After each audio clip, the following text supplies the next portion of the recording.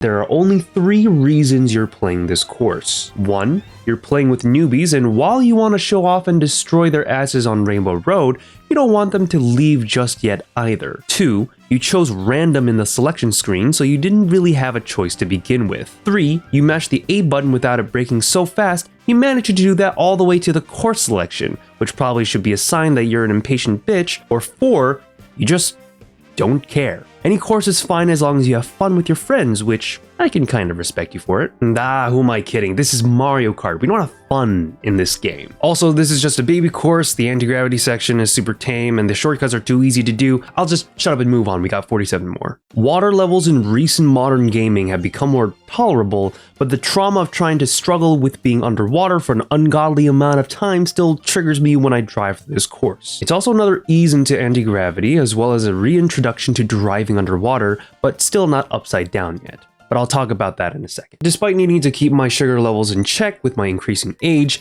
I kind of enjoy the look of this track. It reminds me of Sugar Rush from Wreck-It Ralph, where everything's made out of sweets and candy. The water's even color swapped to orange juice to fit the theme, and to not trigger my fight or flight response to punch another stupid water level. But when you have to choose between the 2 paths, if you take the left path, you're not wrong, but I'll just think you're dumb. No particular reason, I just think you're a dumb and stupid person for taking the left instead of the right. Call it personal bias. This has the marks of a Thwomp themed course. Bunch of Thwomps scattered everywhere, stone themed everything, the usual Thwompy Wompy rock course. This one's okay. Not good, not bad, just does its theme fairly well. Also, does anyone know about the nest on top of the tower? Does anyone know why it's up there? I mean, of course, most likely it's just a bird's nest that a bird chose to perch at, but it feels a little out of place, like Nintendo put it there for a reason. I tried flying up there to see if there were any proverbial Easter eggs, but gliding only takes you so high, so I'm not so sure if it's meant to be some reference, or if it's a reference at all. Let me know in the comments if you know what this is. Okay, now this is the actual face of Mario Kart 8 Deluxe. If you've seen trailers for this game when it first came out, this track was basically the poster girl. But despite its headline inclusion, why wasn't it the first course to show up in the first cup? I think the reason why it wasn't and Mario Stadium was is because Nintendo thought we were too dumb to comprehend the complexity of the anti-gravity mechanic. Nintendo thought a car being driven upside down would be too much for the modern family, like how Super Mario Galaxy totally didn't introduce the basic concept of custom gravitational pull to their target audience. So they put the previous 4 courses to ease you into being more comfortable until you ride the walls. Then they give you the big twist that you can also do this upside down. Whoa, nice! That's so cool! Is what I would have said if the mechanic wasn't super lame. Even when you turn it upside down, the camera's locked on your kart's perspective, so you never really see yourself hanging for dear life, other than context clues around the course. I barely even noticed the perspective change. This is an okay course. The harbor feels really nice, and they also have trolley trains, which, if you know me, trains are always a plus. But this time their anti-gravity section is a wall that goes slower than the normal path. And this is where I'm confused. Does Nintendo want us to use anti-gravity or not? I suppose it makes sense to trade the euphoria of climbing walls at the cost of speedrunning efficiency, but if the selling point of the game was to ride their gimmick, is it fair to make our enjoyment a demerit to winning the game? This Luigi's Mansion-esque course is visually great, but again, the anti-gravity kills the vibe. It's cool for showing a dungeon-like section with swimming bonefish, feeling like a flooded section due to negligence of a haunted house. That seems not only cool as a course, but also realistic in a maintenance perspective. However, when you leave the anti-gravity area and start to glide, it's not easy to control how you land. If you take the right lane, you fly at an angle that's awkward to reorient your kart, and by the time you do, you flail so wildly, you'll most likely hit the wall. I'd say you'd be better off going to the left lane, but even then you still can't shake off that feeling that there could be more controls to your gliding. Shy Guy Falls is also okay. There are a few twists and turns that would be difficult and uncomfortable, especially on 200cc, but you can fulfill your lifelong dream of driving up and down a waterfall surrounded by Shy Guys. Obviously the peak male fantasy. But between the choice of going to the higher or lower platform after the waterfall, I'd say always go under. The quote-unquote shortcut on the higher platform doesn't give enough space to do drifts and offers little benefit other than trying to dodge other people's items. I have some unfortunate news that might take you for a surprise, because I actually have a bias to this course. Since I traveled a lot, Most of my experience is being inside airports pretty often. And although Mario Kart is a fictional racing game with fictional characters and therefore fictional locations, I can't help but feel familiar with the rush of cutting it close, trying to run to my gate at the last minute and realize it's changed 5 times and it's about to close in 3 minutes. Good times. I already expressed my dislike for water levels, but this one is one of those courses where you realize water isn't your best friend. There has been some research in optimizing your speed in Mario Kart 8 Deluxe, and apparently, if you enter a water section, it actually makes you slower. So it's usually better if you avoid the water as much as possible. So in the beginning, if you jump the ramps that briefly take you in and out of the water, just know that you're an idiot. Not because you needed the coins and jumped the first time, but because you kept on doing it after lap 1 and you went slower than everybody else, and then you lose and you end up in 5th place. Shame. Shame on you. Despite its rave partiness, Nintendo seems to forget that 90% of us are just shut-in nerds that have never been to nor decided to go to social joints, because our idea of a party is torturing ourselves in Mario Party while eating instant noodles. Most people praise this course for being a continuous single track that has adaptive music per lap and whatever, but if you stop to think about it, it's probably because those people are masochists. The roads are slippery, the ice blocks tend to block your way in the beginning, the forest trees are too easy to crash into, and the left and right ski path is a drifter's nightmare. If you like this course, you're a masochist and insane, and you should feel ashamed, and I would keep going with these insults, but I'm afraid that you're actually going to enjoy it, so I'm going to stop it right here. This course is great, but knowledgeable Mario fans will know the music is a callback to Super Mario Galaxy's Gusty Garden Galaxy. Nintendo, why hint at a Super Mario Galaxy course when you can just make a course directly based on Super Mario Galaxy? It's probably the easiest idea you can pull off, but you don't do it. Why do you never do the things that we ask? This is a desert track. Fuck desert tracks.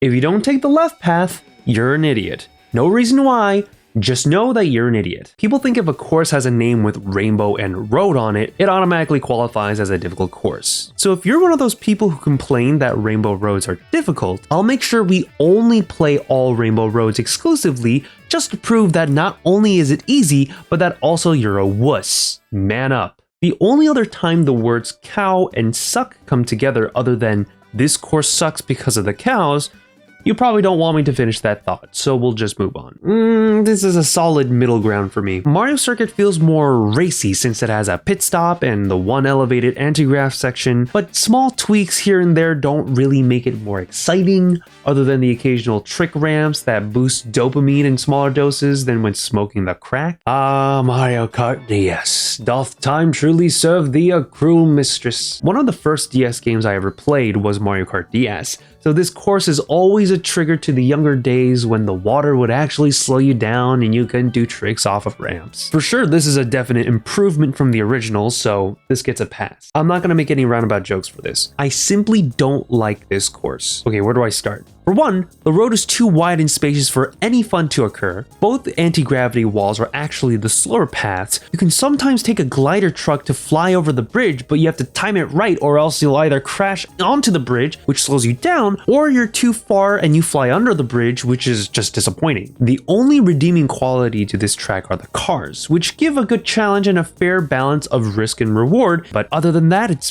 boring and sad. It's a desert track.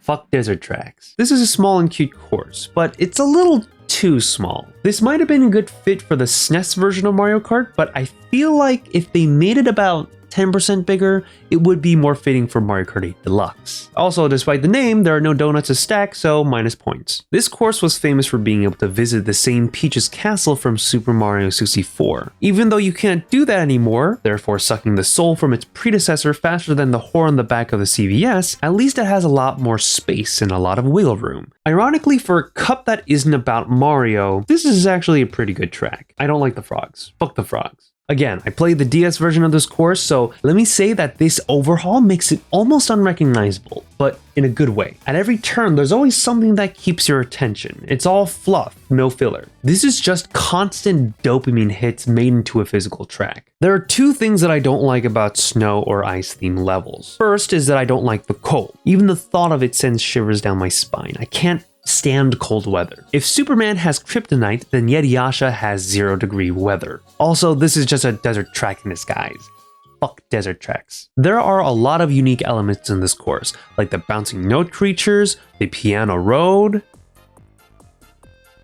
the bouncing note creature. I don't really hear anyone saying that this is their favorite course or being jazzed about this course being selected, but it's alright. It's just one of those quirky courses that they couldn't really think of a creative name, so they just settled with Music Park. There aren't any paths that are wrong, and depending on the strategy you have against items, it might help you dodge the next blue shell. But just in case you want the fastest route, it's left then bridge. Otherwise, you're an idiot for going anywhere else. The repurposing of the clock hands being platforms instead of obstacles is an amazing improvement. But the pendulum is still annoying as hell, and I miss the clock hand shortcut in the end almost all the time. It feels too cramped to do proper tricks, and the turns seem too tight. But what I'm more concerned about is that Mario, instead of trying to fix an obvious pipe problem like a good plumber, takes the opportunity to make it into a hazardous go-kart track. I swear he does everything except his actual job. Is this a desert track? I never thought about it because I was always focused on fire obstacles and the road crumbling around me, but I swear,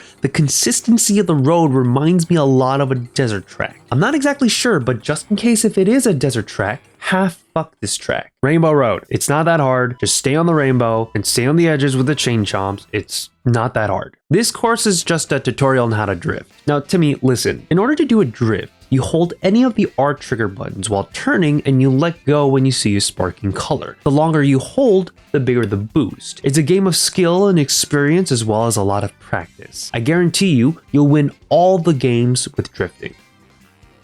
Now here's a barrage of red shells to show you why I'm better than you. This is just a more extended, more rampy version of Baby Park, themed by a game that I guarantee 2/3 of the people watching this video probably have never played before. When I traveled a lot back in my day, some people would call me Jackie Chan or Bruce Lee or call a Jumong reference. I didn't really mind it, mostly because being called Jackie Chan is basically an honor anyway, but also because these were locals that have barely seen foreigners, so their only point of reference is media that was popular decades ago. And also, I don't care. However, if you play a game of Mario Kart 8 Deluxe with me and call Dragon Driftway my home, I still won't care. But don't think you're getting away without a Taekwondo spin kick to your block of a head. I used to be a black belt in Taekwondo, and if I'm gonna get my money's worth from those classes, well, not that I care, but I just need an excuse to bust out my moves. We know you don't think you can make another one because you can't top perfection, but come on, it's like you're teasing us with the ability to make one, and then you don't, and all we get are references. Also, this course goes pretty fast because boost panels are everywhere, but the problem is, if everything is fast, then nothing is. Of course, this is a Wii classic, so it has no faults. But if I have to say one thing,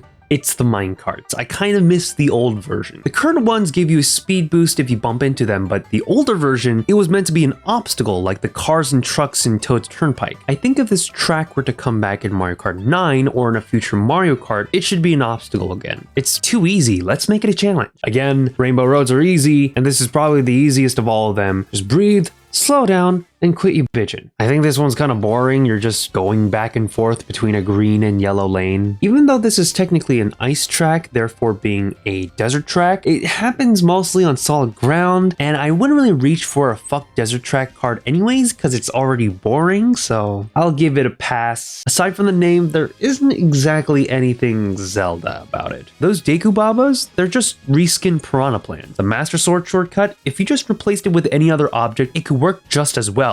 It doesn't even need to be a Master Sword. And I bet most of you didn't know that the shortcut could be activated if you touched the 3 spin boost pillars in the turn right before the shortcut. And even that isn't something the Master Sword is known to do. And the rest of the designs and rupees, they can just be replaced with anything else. Despite its name, this is probably one of the most ruthless courses in the history of Mario Kart. When you hear about how much skill or luck you need to play Mario Kart 8 Deluxe, most people say that the balance is more towards skill and there will be a little bit of luck involved. But ultimately, if you know what you're doing, your skills will get you to first. However, in this arena, the stats are flipped. There's no skill aside from driving in a circle. But if you want to try winning at Baby Park, all you can do is pray to the Nintendo gods and hope you get a good chain of items while dodging every shell, banana, a bomb, and blue shell that probably wasn't meant for you, but thrown in a crazed frenzy. But if this is your favorite course, either you knew exactly what you're doing 110%, or you're an agent of chaos. I know many Mario Kart 8 Deluxe experts say that this is a great course to do a strategy called bagging, where you intentionally be last place to get better items to speed your way to first place. But a lot of that can't be done if you can't pull specific speed items, as well as the roads being at awkward angles while the road is super slidey and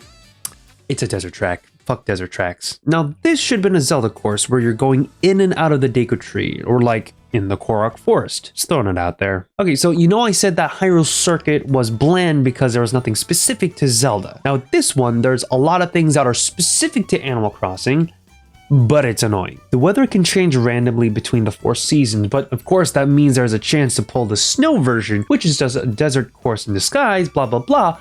Fuck desert tracks. The item boxes are in balloons now, which is cool because Animal Crossing has that specific feature, but that's also annoying to grab. And then we have the mining moles, which are just the Monty Mole. Nintendo, this is a Mario game. Why are you trying to crossbreed your games? We already have Smash Ultimate. This is the death of Mario Kart. Hey, but they have a train in the background, so 10 points to Gryffindor? Water track is ice track is desert track in disguise. Fuck desert tracks. Fun and colorful, but just the shortcuts at the wavy part are angled too sharp, which I get. It's the point for the shortcuts to be more difficult for high risk and high reward, but I think a little less acute in the angle and it'll be more difficult than near impossible. I like this one, only because it makes me feel badass for driving between trains. It also reminds me of how clean the Korean metro subway is compared to other subways. New York. Just a word of advice, don't take the high paths, just stick to where the tracks are. Granted, trains are difficult to weave through and there's a chance you'll bump into them, but if you can't even dodge something that easy to see, how and why are you even playing this game? Unlike my big swinging schlong, Big Blue can only be experienced fast and unsatisfyingly. Only if you know the ins and outs of this course can you truly appreciate it. So, newbies, if your Mario Kart friend invites you to play this course with you, you might as well just put down the controller and leave. But to be fair, unlike the other F-Zero themed course Mute City, it uses the speed boost sparingly, which gives it a more speedy vibe. And that is all the standard courses in Mario Kart 8 Deluxe. I ran out of time to cover the DLC booster courses, but if you like this video and you want me to talk about the DLC as well, let me know. Like, comment, and subscribe. So until then, I've been YASHA, Night Owl Mailman, and local West Korean, and have a day.